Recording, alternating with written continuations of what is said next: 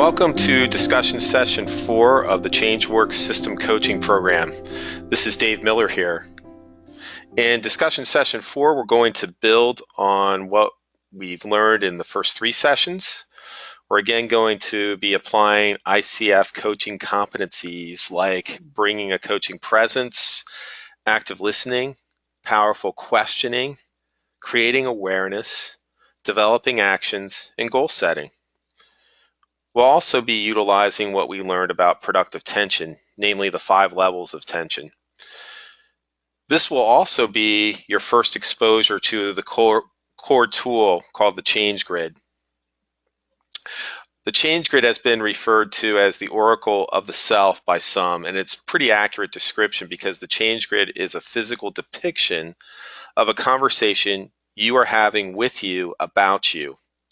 As a coach using it in your work with clients, it will help you see the conversation the client is having inside his or her head about specific activities that are important to them. The Change Grid is in essence conversations visualized. So today you'll see a demonstration of how to use the ChangeWorks system and the Change Grid with a client. Our focus is not so much on the mechanics of using the online system. We have a tutorial video for that purpose, but rather how it and the Change Grid can be used as a powerful tool of conversation with your clients. And with me to bring all of this to you are 4 faculty members who have all had extensive experience applying ChangeWorks in their coaching and consulting practices. With me today are Dr. Wayne Buchanan, Jeff Fisher, Kathy Malloy, and Dr. Pamela Skyrum. Okay, so welcome faculty. Excited to have you here with us. Let's get into our demo. And as we do that, again, we're going to be talking about the Change Grid, and in particular, we're going to be looking at these 5 layers in the system. And we're going to kind of be putting a lot of this stuff together for the first time. So I want to show you the system here, and the part that you're probably going to be using the most is this part where you're creating a profile, and you'll be putting in all kinds of activities here based on your conversation with a client, and you can even put in some free text questions as well. And this system will generate a link that you can email them to fill it out. And you can clone your activity lists. There's all kinds of capabilities. Again, if you watch the tutorial video, it'll give you those details. But I want to show you this other feature you have called My Personal Change Grid. That's the one we're going to use today to do this kind of thing. And I want to delete this activity here. That was just for practice. This is a really cool feature because it allows you to kind of keep your own Change Grid going and constantly adjusting it and making it, in essence, a living, breathing tool of reflection.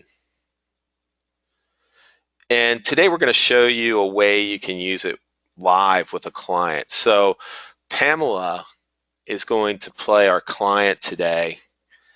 And, if you can imagine, as the coach, you're sitting next to Pamela as a client, or you're on a Zoom meeting or a WebEx meeting call with her, and we're going to have a coaching session using this tool.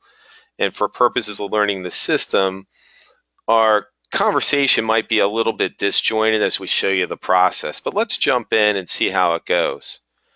Now, from last session, we know that we want to extract activities in our conversation with the client using that path of self-discovery.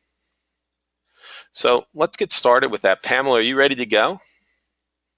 I am. All right. And I know you have probably brought something real and personal today because that's the way you kind of roll from what I know of you. And why don't you tell me let's just get started about what your current situation is. What kind of are you looking to get out of coaching today? Tell us a little bit about what's on your mind. Well, I've been working really hard to make sure that I'm not overloaded with a lot of personal stuff that interferes with my work. And so, in order to do that, I came to the determination that I needed to hire someone to help me around the house and also to do some data entry, and also someone who could do a few things with my mom now and then so that she didn't feel like she was being neglected because I was busy with work. So Ah, I had a conversation with my brother, and he suggested that I hire my 16-year-old nephew who could fulfill all three roles. And I thought that's a pretty good idea because he's a junior in high school. He's a pretty smart kid. We get along really well, and he could do some house cleaning for me. He could do some data entry, and then he could go visit his grandmother. And that way it would help keep her entertained. So okay. I did that. So what I hope to get out of coaching today is to explore what I'm going to do now that it's not working out so well. And he's my 16-year-old nephew and my youngest sibling's child. And I care a lot about him, but I also need to make sure that I'm getting what I need from him. So what's not working for you? Oh, well, what's not working is he really likes doing computer work, but he doesn't like going over and visiting his grandmother, and he is not detail oriented. And so even though he is doing house cleaning for me with a list, I constantly feel like I need to go behind him and fix things or pick up after he's been there. It's not really saving me the time that I had hoped it would. So the Hmm. challenging part is, I don't really want to let him go, which some people have just said, you should just fire him. But Hmm. he's my nephew, number one, and so Okay. there's all the family issues. Plus, I do have a sense and an understanding that he's only 16, and I wouldn't expect him to walk in the door being skilled at everything. Okay, so I'm hearing some conflict, internal conflict going on uh, in you Absolutely. about this. A Um, lot of internal conflict. I go back and forth. One day I'm thinking I'm just going to suggest that he find something else and just let him know this isn't really working out for me. And then the next day I'm thinking, no, he's only 16, he's trainable. I just need to have more patience. And then the next day it's like, oh my gosh, he forgot to do this, and that caused me a problem. So yes, lots of conflict. so, what is it you really want out of this situation? Well, I think ideally I would like to figure out how to move him from being an incompetent, at this point, I would call it incompetence, an incompetent employee to a competent employee, and keeping in mind that about his age and that we have a really trusting, warm relationship, and I don't want to damage that. Okay, so you see my screen. I'm starting to capture some activities, Oh um, yeah, and I'm looking at this one, this number two here. Is that wording feel pretty good to you as an activity, like a mission yes. critical too? All I right. will kind of add on to that. Okay. I have been training him, Okay. but it does seem like some of the same things keep happening over and over. So a challenge for me is how to have that conversation with them, how Okay. to share information about where he isn't meeting my standards. Okay. So, what would you say? Give feedback. Yeah, give supportive feedback, maybe. Okay. Good.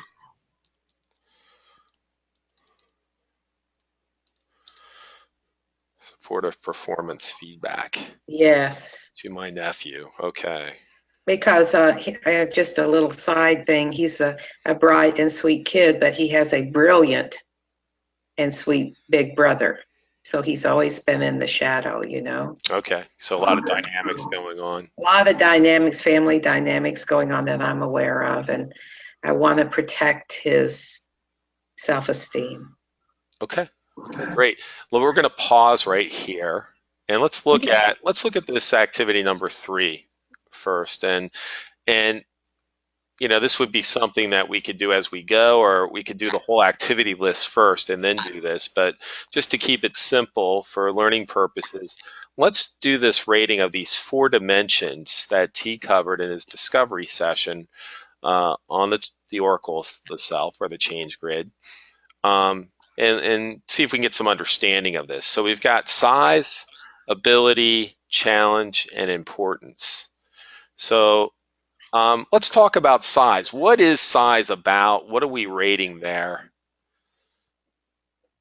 And faculty, feel free to chime in your thoughts on that in terms of what that Hi, Dave. This means. is Wayne. Hey, Wayne. Yeah, size is one of those fun ones. We can get our head wrapped around the rest of them fairly easily, but size always feels a little slippery. I know a lot of people tend to put it in terms of time. How much time is this going to take?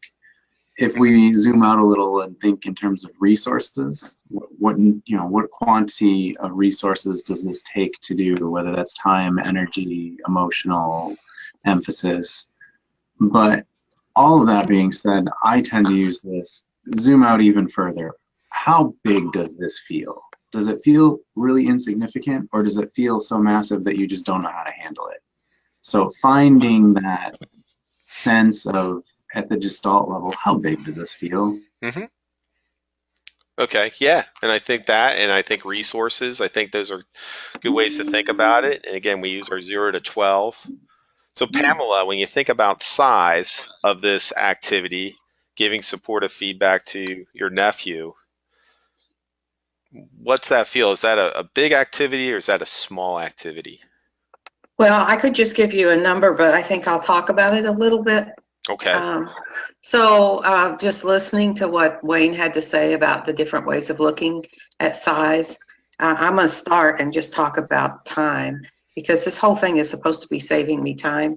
And I've had several conversations with him about what my expectations are and what I need him to do. And they sort of cross over between training and giving him feedback. But recently I spent an hour just kind of having a conversation with him about what I needed him to keep in mind as he was doing this cleaning. And so that seems like a lot of time to me when I could have used it for billable hours. And then the other piece of it was the emotional work. It feels like, in some ways, walking on eggshells, because I know that he's very sensitive and I read him pretty well, so I don't want it to discourage him. So from that point of view, it feels pretty large, as well as the amount of time I've already spent. Okay. So the scale is 0 to 12.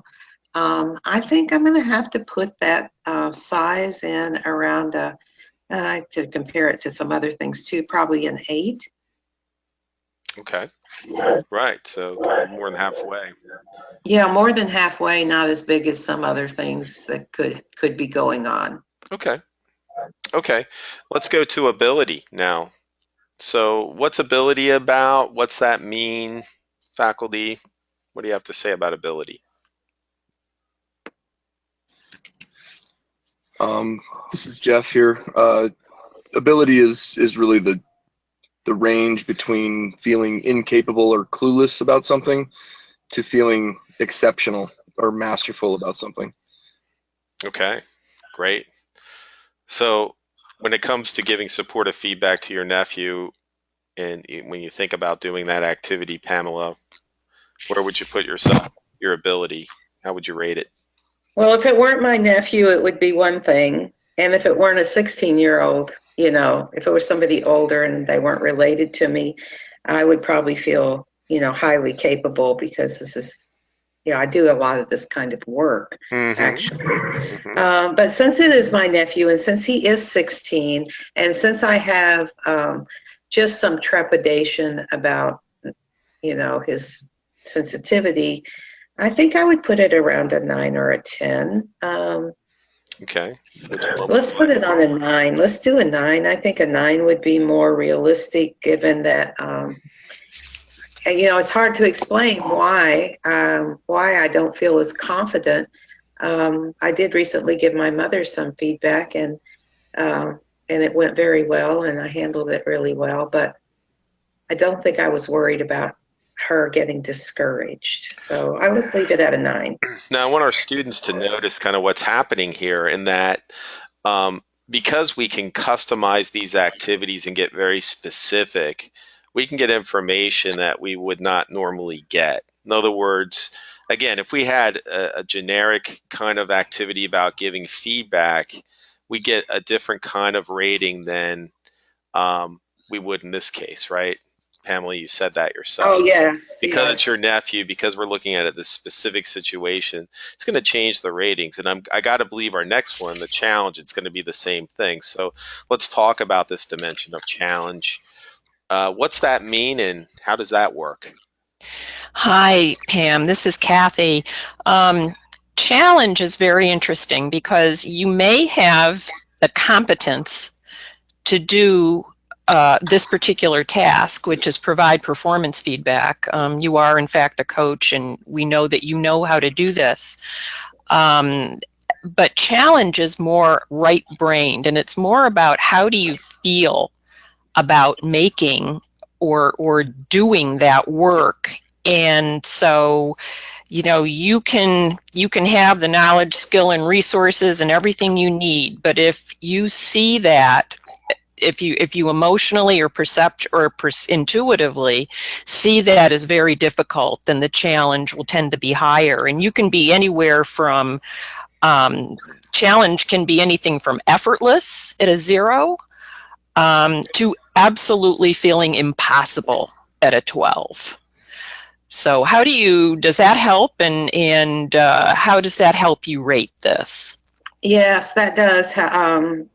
It doesn't feel impossible, but it certainly doesn't feel effortless. And when you talk about it having that feeling component, I would say, I have to be really honest, I've avoided it recently after having tried a couple of times, and even to the point, it's kind of embarrassing knowing that this is being recorded and I'm talking to peers, and a lot of peers are probably going to be listening, but I actually asked him not to come in on Monday. I said, how about coming in on Tuesday instead?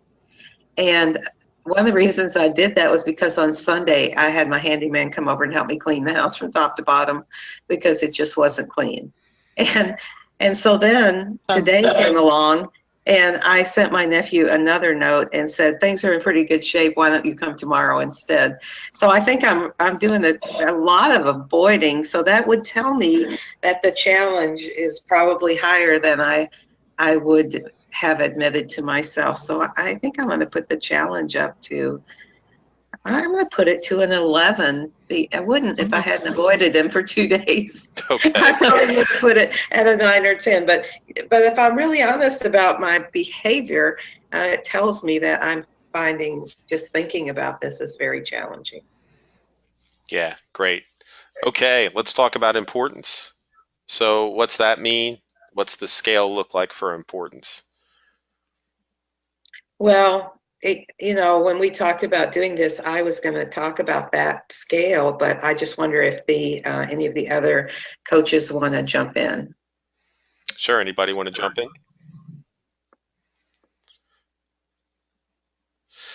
I'll jump in. You jump in, and then I'll kind of say. I think this one is maybe one of the easier ones to understand in that it's just how we feel about it. So a 0 would be something that would be incidental, really of no kind of significance, and 12 would be this is really seriously important and critical, absolutely mission critical. Right.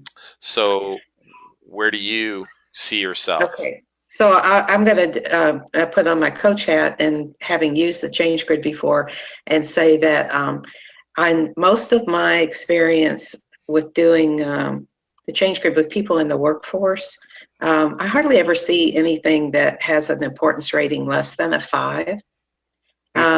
Occasionally I will see that, and usually in my coaching I find that it's been in a group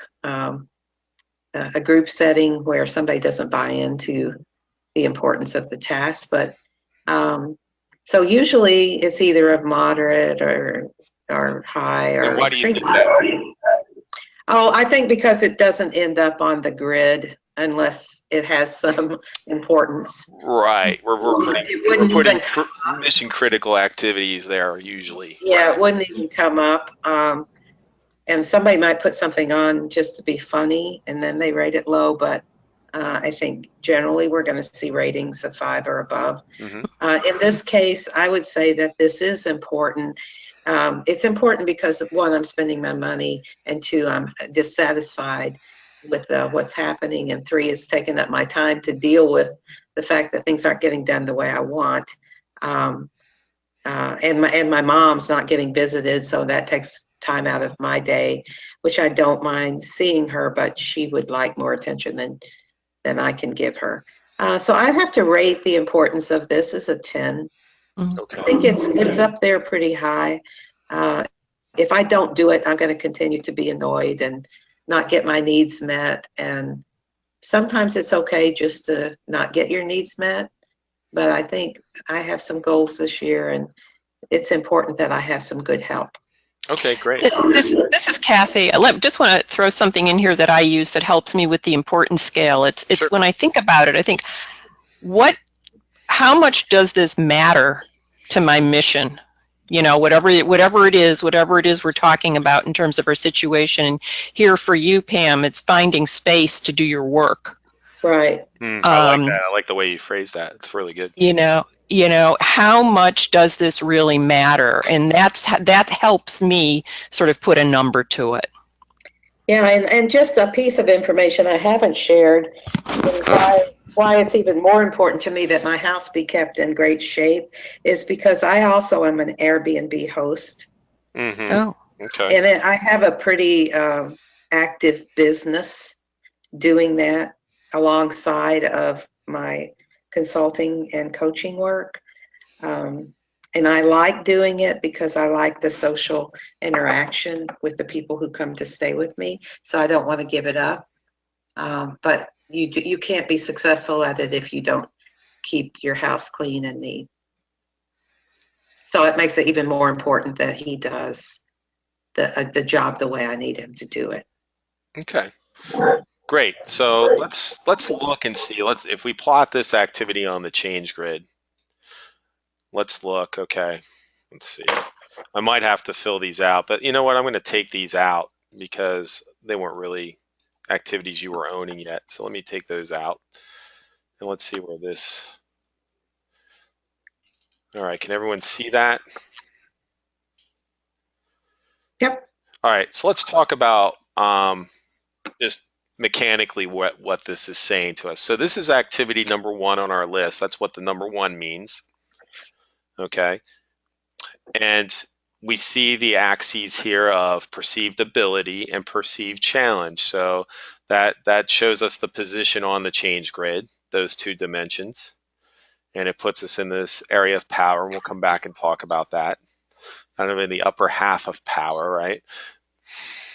And the color of the number relates to the importance.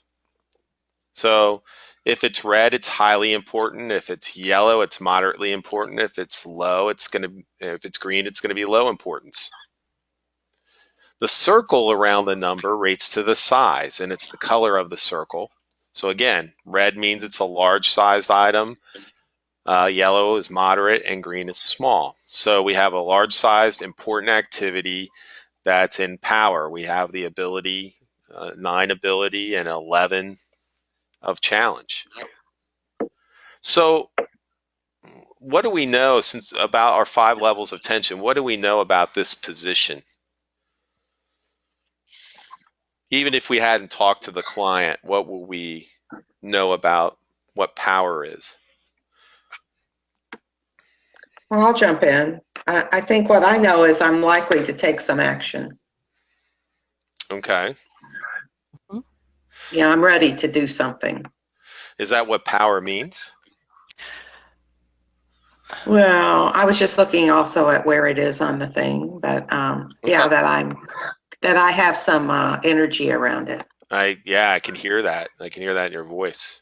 Yeah. Now, I want to hear from someone else that's not the client, though, because Yeah. it's kind of This hard to is separate yourself on this. So, this is It Jeff, is. and I would suggest that she's definitely assessing all the different ways she might approach it, and what are the things that she might do to or could do to best approach it, and that's kind of holding her back a little bit from actually taking the action. Yeah, this is Kathy. That's exactly what I'm hearing too. She's looking at options. She wants to take action, but she's not quite ready yet to make that shift. Oh, Even Okay. though you're it's right. near it, but not there yet in terms of making Yeah, taking that action. when I decided to talk about it today, it was because I really wasn't sure what actions to take. And okay, I will say that some things popped into my mind as I shared this information, awesome. and as I looked at the change grid too. Very good. And that's it. Power is that place, right? Remember from our Form D1. I know I need to do something. I haven't decided what I'm going to do yet. I'm looking at my options, right? Right. And we see it's on the upper half of power, so there's a lot of energy. It's almost, it's not quite in power stress, but it's closer to that than power apathy. Now, someone could be in this position and be taking lots of action, right? It all They could. depends on something else, right? It depends on that threshold of activation where that is. Right. But given what Jeff and Kathy have said, Pamela, did that sound right to you? Oh, absolutely. Because that was exactly what I was doing when you brought this question up, is I was going through, well, what could I do? What actions could I take? And I really was kind of going through some things in my head. Okay, great. All right. Should have So, been writing them down. If I may just add something to it, it also sort of speaks to your avoidance. You're not quite ready to make that call, so you wanted to put that off a little bit further. And so Yeah. you said, don't come in until Tuesday. And then, I'm still not there yet. Let's just put that off until Wednesday. Yeah.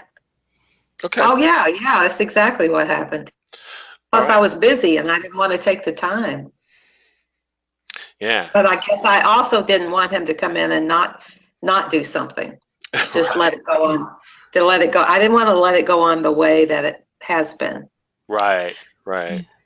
Okay. But you're still in, this is Kathy, I was just going to say, you're still in some conflict. I am. Yeah. So that's why it's in power and not possibly your threshold of activation. Right. Right. And we could see just again, we'll come back to this conversation. Okay, I didn't want to go there. Let's see. I think I just have to go down here. That's what I want to do. We could change different things here just to show people what it looks like. So let's say the size was really small. And let's say we felt like our ability was really low. Let's leave that the way it is, and let's view the change grid again. So now we see that moved us up in stress. It's activity number 1 is still red, so it's still important, but the size is now small, so it looks green. Okay, so I just wanted people to see how the colors and things change depending on how we rate things. Mm-hmm. Okay, so let me set these back to where we had them. And I want to capture a few more activities so that we have a group of these to look at, because once you get a group on the change grid, then it really becomes interesting because you see how things relate to one another. And I'm just going to jump in again. Let's go back kind of into our role and let's capture a few more activities here. But the thing I'm really curious about, Pamela, and listening to you is what's in the way of you either deciding, hey, I'm just going to stick with my nephew and really work through this, or I'm going to make a change. We're feeling that conflict, right? So, Right. in our path, it's this black step. What's in the way of you getting what you want? Because you're not getting what you want right now. Right. Okay. So one thing that might be in the way I'm saying this out loud. I'm an extrovert, so I think out loud. One of the things that might be in the way is that he's doing a lot. I mean, he is doing some things okay. So even the little bit that he's doing is helpful. So I think I'm concerned that I would have difficulty replacing him. Mm-hmm. Okay.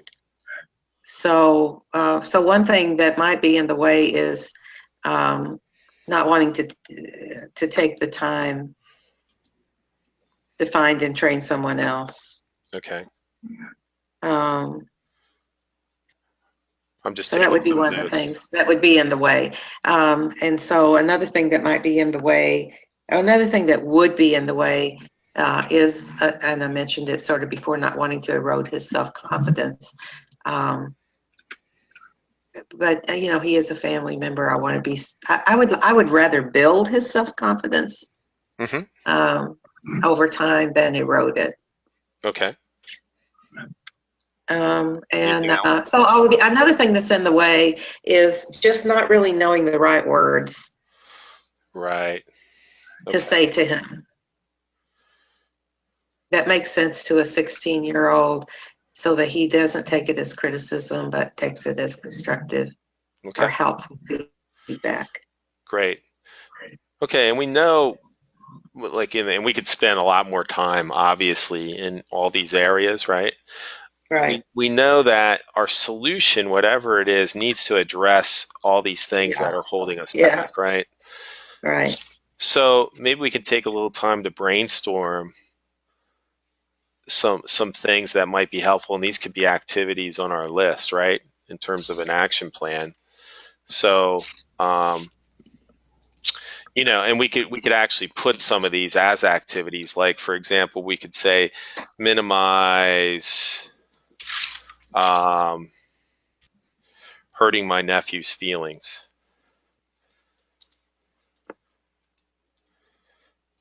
I'm not saying that's a great activity. I'm just saying if you take an obstacle, you could do something like this. You could say minimize or eliminate hurting my nephew's feelings when letting him go.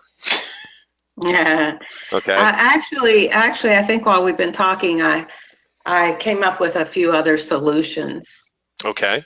And so it's just because these things popped into my head as we were talking about it. So one thing would be to limit what I ask him to do. Okay. And then that leads to another activity.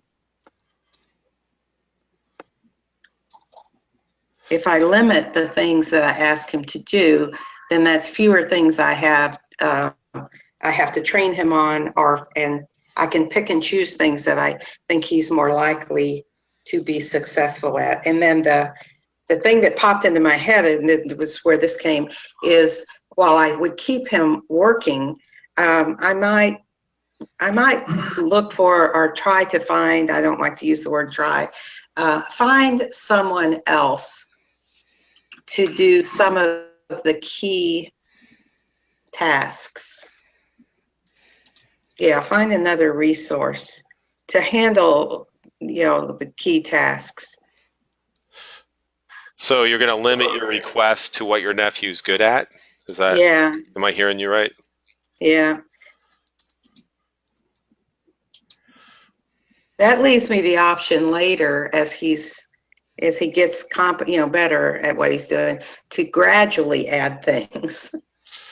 Right. So you're going to bring someone else in to fill the gap, but you're not going to let your nephew go. That's right. All right. And I'll get rid of this task. yeah. And so I know something that could go in there, though. Okay. Would be practice what I'm going to say to him.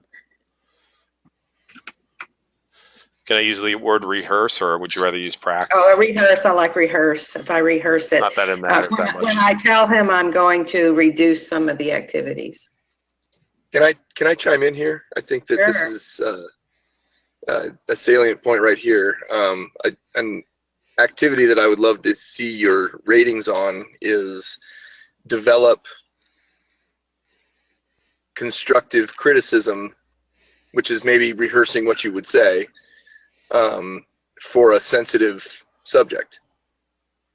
Right. Well, so maybe I'm rehearsing what I will say to my nephew when I give him constructive feedback. Mm-hmm. Okay.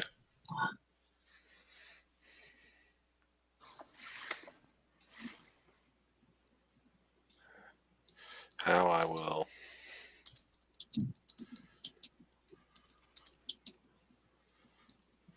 Okay. Right. So, what I've been doing is I've been talking in terms of expectations. Here's what I would like to see. Here's what my expectation is when you do this task.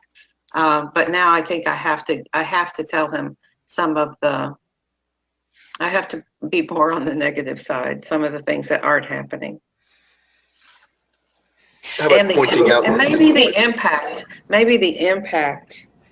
If I could tell him the impact. Okay. Does this make So sense? When he isn't doing what I've asked, the negative impact it has on my business.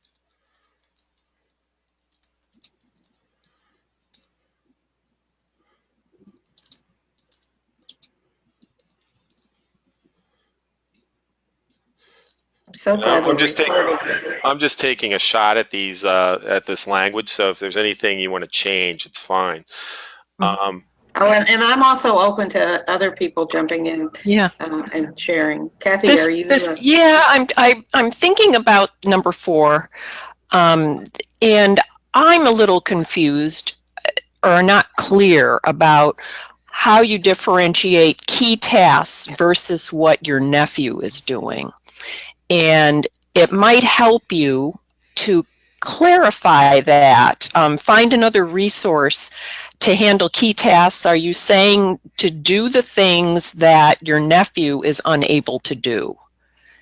Or doesn't see that needs to be done. Or does whatever Yeah. that you Doesn't can't, pay attention to the detail.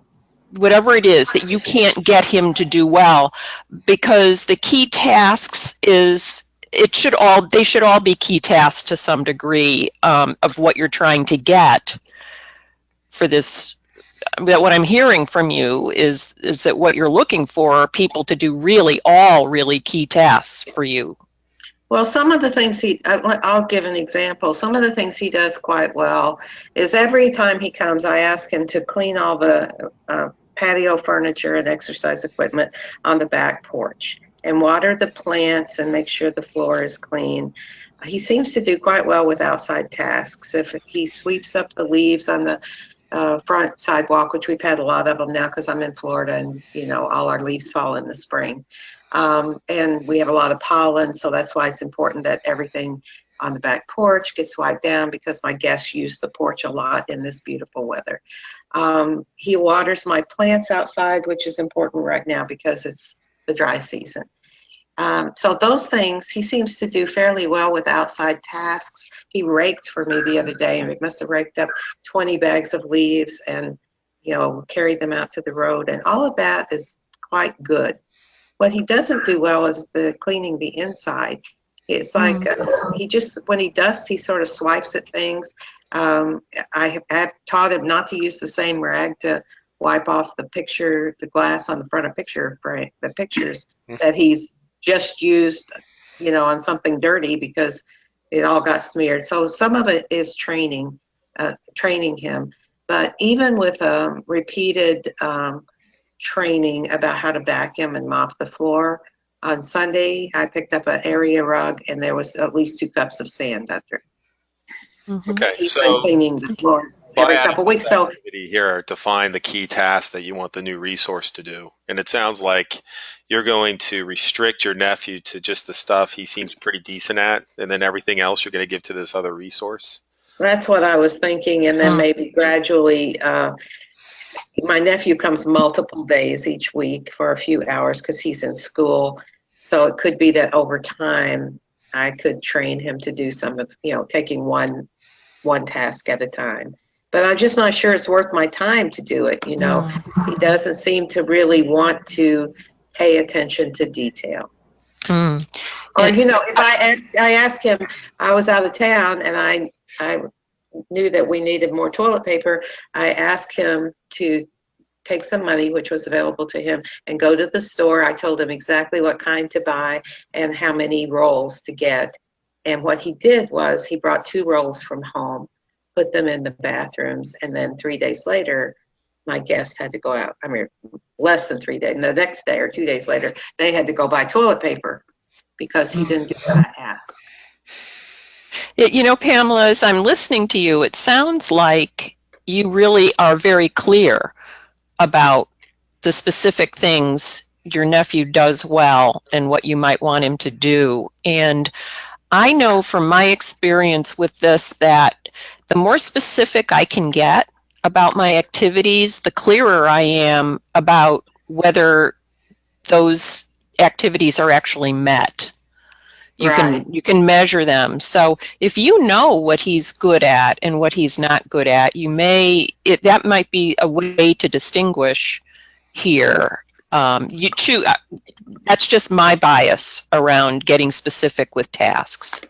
Well, I think I would have to make a list of what needs to be done and then maybe star the ones he's good at. Mm-hmm. Okay. Can I ask a question of you? Yeah.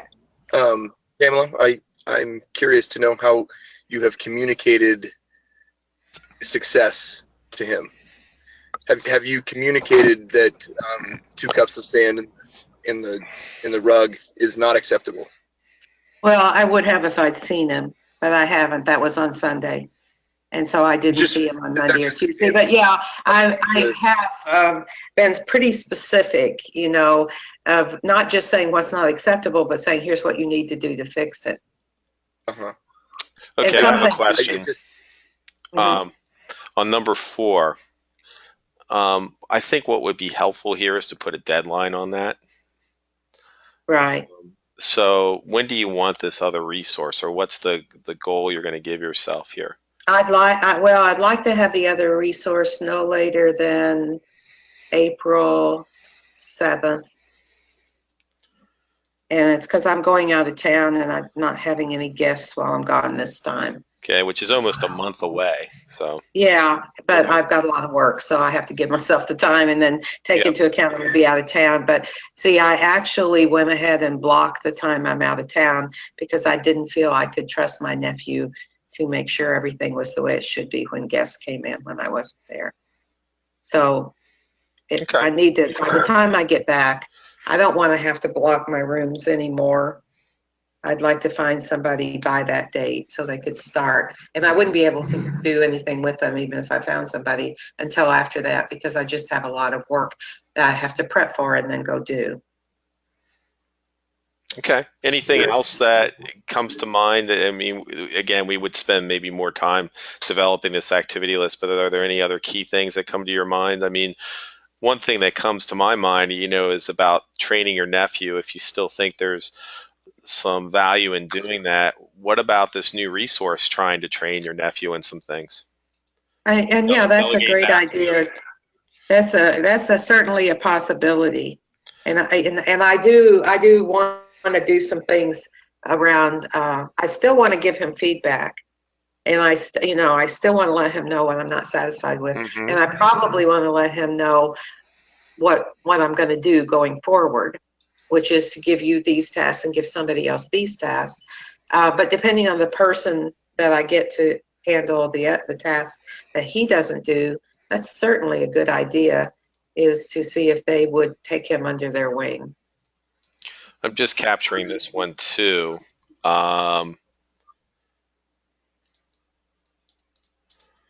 Because I've heard this theme a couple times.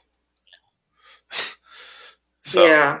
And I was actually thinking this morning about, I had this, how your brain just, I was thinking, I wonder if I could just get him to shadow a cleaning lady for a day.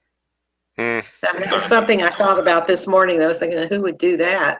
I guess they would if I'd pay them or something. What if we put brainstorm 10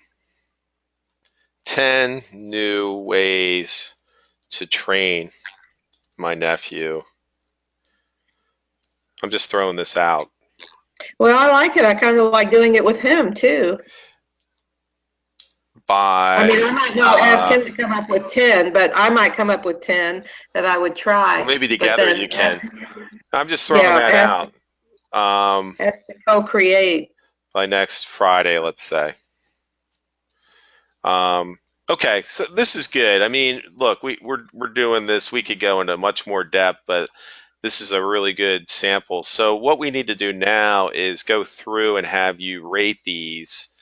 And I may stop the tape while you're doing this piece to do that, and then we'll come back. All right. But Okay. go ahead and rate them.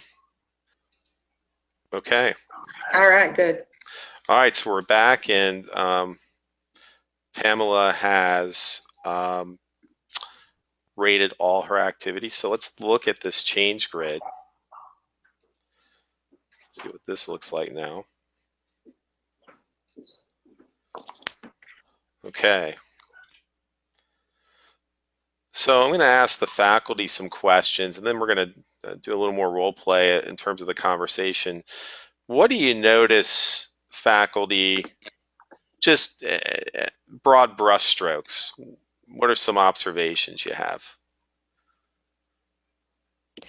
Well, this is Kathy. It's very interesting that that Pamela placed 4 of those activities in power apathy. Mm-hmm. So she knows how to do this work. She knows how to do these things, and it's a question of ensuring that she is energized to move into power around those. Okay. Good observation. What else? This is Wayne. The first thing I noticed is that based just on level of productive tension, none of these things is likely to actually get done. Okay. Why do you say that? Well, we're at power and power apathy. Mm-hmm. There may be action around it, but at those levels of productive tension, we're less likely to have something be completed or finished. Okay. We'd really like to see something a little higher, probably up in power stress, before we're expecting, yes, this will happen. Okay. Any other observations? Broad brushstrokes? It's interesting to me, this is Jeff, that the ones that are in power apathy are lower in importance. Actually, they're Accurate? not.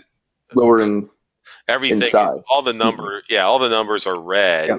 Lower in size. Which that was one of my observations, is that, okay, this is good. We have a good activity list because everything seems mission critical, right? Yep. But okay, so your point is the circles, the size rating, all of these are in the moderate range, where your larger ones there's more tension around the larger ones. That's not driving the tension. Mm-hmm. Mm-hmm. Okay, good. All right, so we want to kind of demo how you would use this with a client. We have our client here, so I'd like to have a coach volunteer. And my first question is, where would you start on this grid? Let me ask that first before we dive into the conversation. This is Kathy. I might start by looking at those things that are out grid and those activities, and ask her how she feels about taking action on those, and start with one of them. Start with Which number one one, possibly. Number one. Okay. Possibly number one. Yeah, I don't see the activity list right here, so I don't actively remember what they, Right. what those are. But yeah. Here's our activity list. Okay. Yeah. So here's the thing. Number one, you use the term out-grid. Our students haven't learned that yet. Sorry. That's okay. But they will, and that is an important thing that they will learn about. But absent of that, what is the rule we need to remember? What's kind of one of the fundamental rules of tension management? Pay attention to the highest tension. Yes, pay attention to tension. Now, where is the highest tension? Number one. Number one. So And 5. and aren't they the same? five is in the same spot, right? Yeah. Yeah. Now, because one's a bigger size, you might say one beats 5, but you can also look at, is there a relationship between 1 and 5, right? So one's about giving Oh, support absolutely. feedback, and one's about communicating negative impact on my business. So they are kind of related, right? Kind of diametrically opposed, in fact. Which is interesting, right? Mm-hmm. Because even though we're not seeing things way up here that may be keeping Pamela up at night, we're seeing, kind of almost two groups, right? This group in power, especially these three up here, and then you're seeing this group down here that she's probably not going to pay as much attention to, right? So anyway, given that little analysis that we kind of did as a group here, who wants to volunteer just to kind of start this conversation and debrief with Pamela? Go ahead, Kathy. Yeah. Pam, it's interesting to see that that first activity is in a place where you have a lot of energy around it. It's very important. It's challenging. You have a significant amount of ability to do it based on how you rated this, and it's big. It's a big piece. Mm-hmm. What is it that might help you take action on that particular item? Well, I think I just need to set up a time to talk with him tomorrow or Friday. And but I probably need to spend a little time before I do that to go through. What I've been doing is I give him a task list every time he comes in. Well, I have all of them because I capture his time on it. I use that to put his time into his timesheet. So I can easily go back and look through at the things that he's been doing. And I could even highlight the things that I think he's doing particularly well. And if I prepare myself to do that, then I think it could happen tomorrow, or probably Friday would be better, because I've got a couple of meetings I have to facilitate on Thursday that I'm prepping for tomorrow. But I could get ready to do it and then do the feedback on Friday, where I have more of an open schedule, and he comes in tomorrow and Friday. And so I can see preparing myself to do a number of things. One, giving him supportive feedback, but also going through and talking about some of the things that I've given him feedback on before that I'm still not pleased with. I guess I have to think of the words I want to use that are still not up to how I would like to see it be done. Mm-hmm. Mm-hmm. May I also say that number 5, communicate the negative impact on your business. Is that something that you would also include in that conversation with him? That would all be in the same. So I would probably start with, here's the things that you've been doing that have been really helpful, and why, and what I like about what he's doing, and then say, but there are some things that we've talked about before that haven't been up to my standards, and here's what happens when they're not. And I've got actual, I have actual examples to tell him about things that happen that would cause a customer or, one of my guests to be concerned about the cleanliness of the place. I can even show him some of the people's comments, because they do reviews. And then I could also, build through that a way to feel like I'm building his self-esteem by talking about how I have confidence that over time that he will get better at these other tasks. But in the meantime, I'm going to get some additional help. So I need to let him know that. Yeah, it sounds like you're how I can do 1, 5, 4, and 7 in one conversation. Yeah, that's exactly what I was going to say. This is really helpful to have put together this list and to be able to see it there, because part of it's just the hesitancy of doing it has all come around the I don't want to cause damage. But now that we've talked about it and I have some actual things that I could do, I'm beginning to see how I could combine them into one conversation, and then just move forward. Okay. And and in terms of so you actually are ready to go ahead and have that conversation. And take care of those things, yeah, that are 1, 5, 4, 1, Okay. 5, 1, 5, and 7. Now 4, I'm ready to start on that. And one of the things that I really need to do is, I need to make my list of the things that I would want them to do. Yes. Obviously, So, I can't hire them till I make my list. And making that list, let's see which one that is. Where is it? yeah. Oh, number 6. So, yeah. I don't think that that's going to take a lot of time. I don't think it's very difficult to do. It's just a matter of sitting down and doing it. But I need to do it. I need to do it in order to do number 4. Exactly.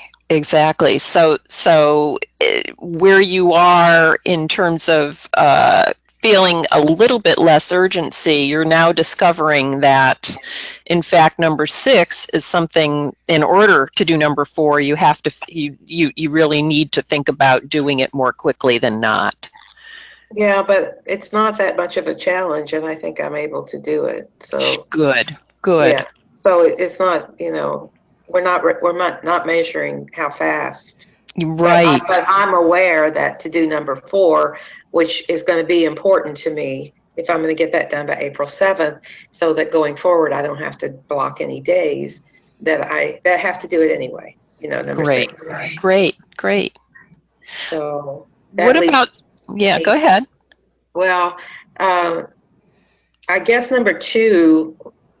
I do want to sit down before Friday and think about what I want to say and make myself some notes and practice it, just to make sure that I don't go off track.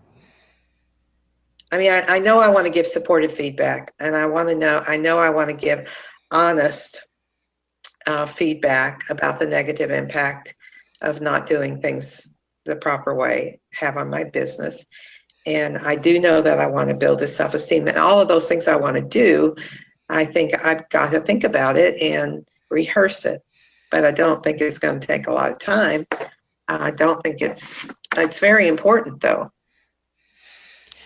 Yes. No, that's and what about what about 3 and 8? What about items 3 and 8? Limit your requests to what your nephew is good at, and then brainstorming. What about? Okay, well, once I do 3, then that's what I need to do that right away too, because I'm going to have the conversation. I need to have my list of what I'm going to have him do. But then I do want to tell him, and this is part of, I think, building his self-esteem, that I'm confident over time that he can add more tasks that are more complicated. And so number 3, no, where is it? Number 3 is limit my request to what 8, my nephew. Number 8. Number 8. That's Yeah. the one. So I think I could just, I could brainstorm for myself, but I think I really would want to start just by having that in the same time I have the other conversation, is ask him to share with me his learning style. And, when has there been something that was difficult for him, but he mastered it? How did he learn to do that? What aids did he have? What support did he have? What resources did he have? What made it move from something that was difficult for him to something that he mastered? So I think I have to have that conversation. It's a conversation. It's more important to have the conversation with him before I try to come up with the ways. So that's just an activity we don't have on there that would get included in that conversation where we're looking at 1 and 5 and 7. It sounds like you've really been able to think this through. Yeah, and get really clear on a path. It's been super useful. I mean, with only 8 activities, and let's say 9, which would be to, conduct a co-creating conversation with them or something. where we, have a conversation where we discuss, where I get his ideas on the best way for him to learn new things. It looks like 9 activities. If I did all of those and had them all done by April 7th, this would be a non-issue. Fantastic. And does anybody else have anything to say? I don't want to take up that entire conversation. That's great. Let's do a timeout. I think great job coaching client. High fives over the phone here. Let's debrief a little bit because that was interesting for me to watch. What did everyone kind of notice? Pamela, I'm going to come to you specifically in a second, but I want to just get everyone else's observations first. This is Jeff. What I recognized right off the bat was in the free-form conversation, we were talking about tasks 1, 5, 7, and 4, and those are the ones who claim the highest tension. And it wasn't because they claimed the highest tension, but it was that they were important and meaningful, that they are the highest tension. We weren't talking about the fact that they were in power. We were talking about giving support and communicating the negative impacts and building nephew's self-esteem are all very important and do actually have your attention. Mm-hmm. Yeah. And isn't it interesting that they landed highest in the grid? Mm-hmm. Yeah. I mean, I think one of the things I noticed was from when we started the conversation back when we were getting the activities and you were laying out the situation, a total change in energy is what I felt.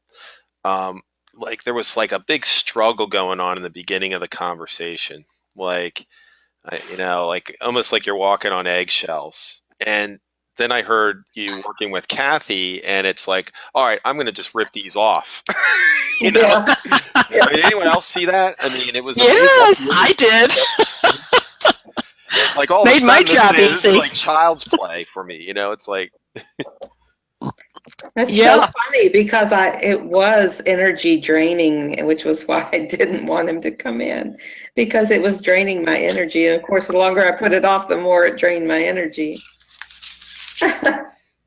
and the one like thing I saw, and I might have asked, well, 2 observations. One is when you were talking about 1, 5, and 7, you weren't even talking about 2 at that point. So it's like almost like I don't even have to rehearse this. That you came back later and looked at it and said, oh, maybe it's a good idea if I do that. Yeah. But it was almost like I don't even need that step now. And then, Well, it's also, go ahead. sorry, it's also interesting that 2 is part of what I imagine is your common methodology, is you go and rehearse things before you take them on, and that landed lowest in the spread because it is something that you just do as rote. If I'm going to do this, I'm going to rehearse it first. Yeah. That's all part of the process, and so the rest of it goes. These are the important pieces to what I'm going to rehearse, and then I'm going to go rehearse it. Mm-hmm. And so from a spread diagram, it illustrates that very well to me. Yeah, that's so true. And of course, I did a little rehearsing today with Kathy. Yeah. So Yeah. as you're debriefing, you're kind of rehearsing. Now, the other observation I had was with number 8, which I was surprised at where you rated that. It's in this power apathy, like I know what I need to do, but if someone else can do it, that's great because it's kind of routine and repetitious for me, like blah blah blah, like mowing the lawn or doing the laundry. And I'm saying, well, gosh, if it's that easy for you to brainstorm 10 new ways to do this, can you imagine? I would wanted to ask you, like, how would it feel to have 10 new strategies on how to train your nephew? I mean, it'd be amazing. Yeah, well, the brainstorming's easy. Finding the time to do it would be the challenge. But even just having that resource, you're creating a resource when you do that, right? Well, that's true. And what was interesting too is that these activities are in this area of kind of routine and repetitious, not a ton of tension. It's not down in apathy, but and yet I felt you making commitments to say I'm going to do them now. So it's almost like your threshold of activation came down to Mm, Yeah. these levels where you said I'm ready to do this now. yeah. What I saw happening through this, I heard through her mouth and saw through her mind the her ability, Pam, your ability to tie things together as a system. Mm. To say this is dependent on this is dependent on this, and yeah, it all fits, so that you were able to just really quickly pull those pieces together and not treat them as discrete activities that they were dependent. They were of a group, and that seems to be where that energy came together when you saw that, where you articulated that. Wow. Mhm. Yeah, this is all really one conversation, except for hiring a new resource. Right. So what do you think the benefit is of using this approach versus um, coaching without these visuals? Anybody have thoughts on that? And that actually ties in back to full circle where we started, which is what my observation was. This was a great example of the Oracle of Self, a conversation that Pamela was having with herself about herself through this activity list.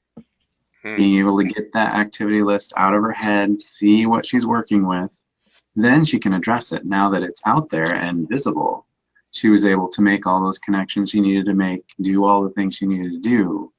And for me, that's one of the most powerful things about the change grid as a whole is you have to figure out what the activities are to start the conversation. Mm-hmm. Thank you, Wayne. It's great. Anybody else? Other observations? My observation was we weren't delving into solutions as much as teasing out the actual issues. And sometimes coaches fall into the, well, maybe you should try this, or maybe you could try this, or have you ever thought of this, instead of having the longer conversation, which is more valuable, which is what is in your mind? What are the things that are tripping you up, and getting it out there, as we were just saying, getting it out there on and letting her see it, and then digest it from there, allowed her to come to sort of her own solution, which is the most valuable solution. Okay. Pamela, what was it like for you, this experience? Well, this was great because now I have a plan and something I can put into action. And it's really nice too because I'm not likely to forget what it was. I'm more a visual person than I am an auditory. So I find that when I'm just talking and I don't have any visuals, I have to take lots and lots and lots of notes. But this made it so easy. This really made it easy for me to just see how I can just do this. And I don't feel anxious about it, or, when you said my energy change, I really was kind of low level depression about the whole thing, I can and, tell. like in the back of my mind is like, oh, do I talk to my brother first to tell him that, but now this doesn't need me to talk to my brother. It's just between Ethan and myself, and, I can see how I can treat him like an adult and tell him the stuff he's doing great, and tell him the impact of things he's not doing so well, and give him, options for learning that other stuff and finding out from him the best way for him to learn it. So, this was really good. This is why I always like to volunteer to be coached, because I just got free coaching sessions today. I appreciate it. I appreciate it very, very much. It was really great. Pamela, what if you were to give him a change grid session and put the activities, let him rate them? That would be really great. That would be great.